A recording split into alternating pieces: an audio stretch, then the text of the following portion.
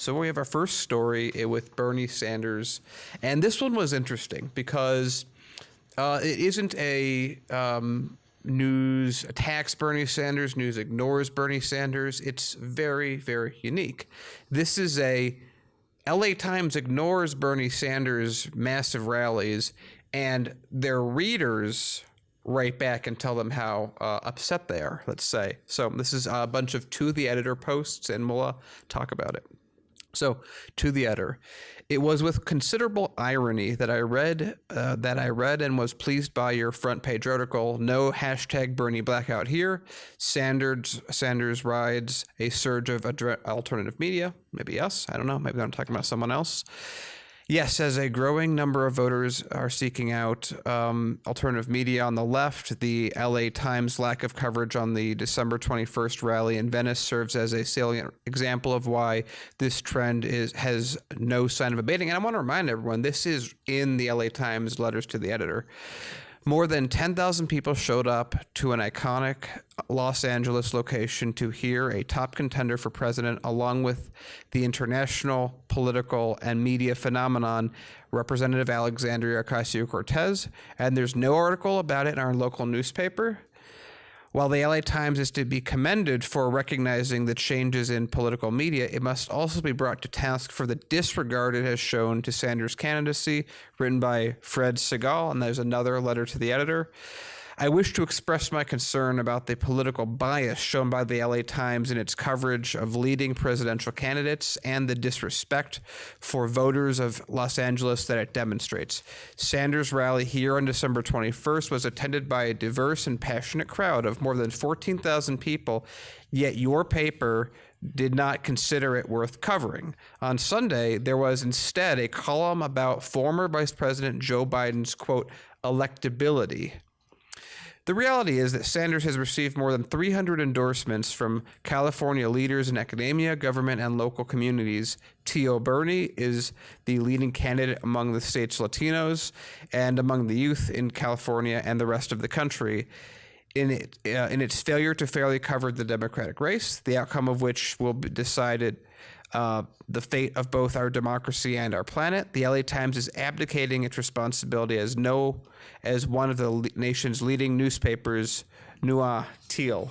Now, it was interesting. So they have those two, and you're like, wow, that's amazing. Why is the LA Times deciding to put that in? Well, it may have to do with the third one that they do, which is you'll see a bit of a switcheroo.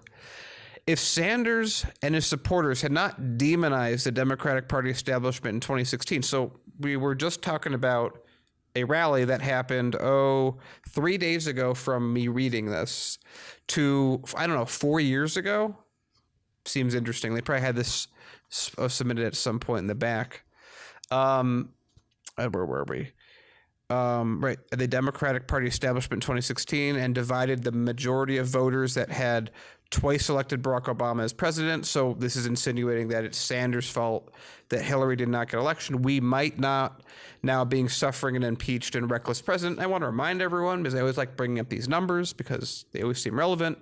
In 2008, Hillary Clinton's supporters, 25% of which defected, refused to vote for Barack Obama. They went under the name Puma, Party Unity My Ass, and they either sat out or voted for John McCain.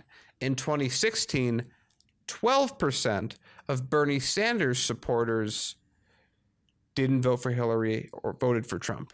So again, I would remind everyone that as far as numbers go, this whole notion that Bernie Sanders people didn't show up for Hillary and bite their tongue is just a talking point. Numbers bear it out. Anyway, let's continue.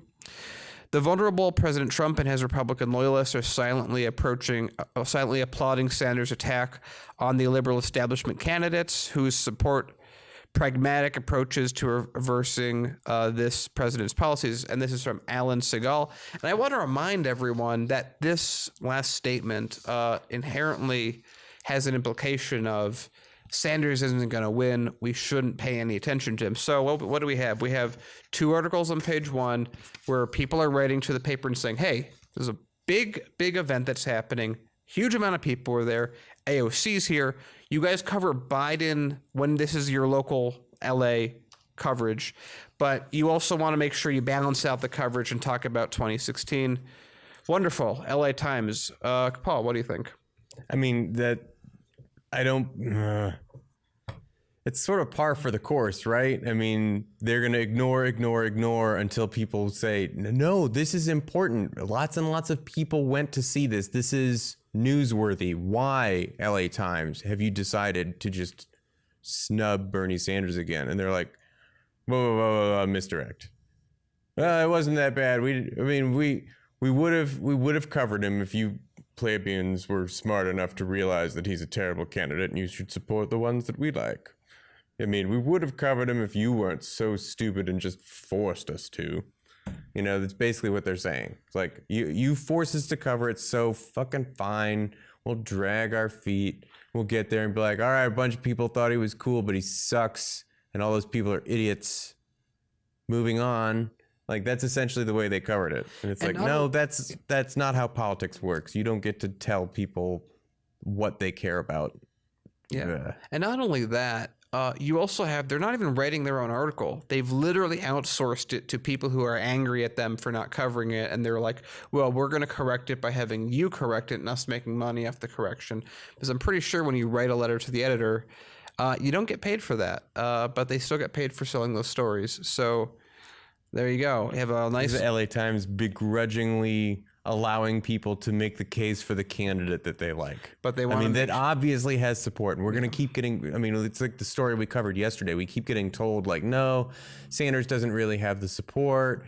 His ideas are unpopular, all this stuff. That, like, showing a graph that's old that shows him in 4th place when he is solidly a top tier competitor, right? He's either in 1 or in 2, 1st or 2nd place, poll after poll after poll.